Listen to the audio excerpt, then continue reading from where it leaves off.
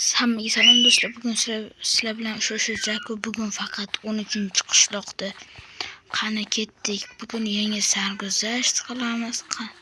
Qani bugun sarguzashtimizga nimalar bor ekan? Am teshik nima? Qatdan keldi bu. Voy! Men tuzoqqa tushib qoldim. Endi nima qilaman? Voy! Endi qanaqa qilib chiqamiz bu yerdan? Yordam beringlar. Yordam. Men nima teshik ekan?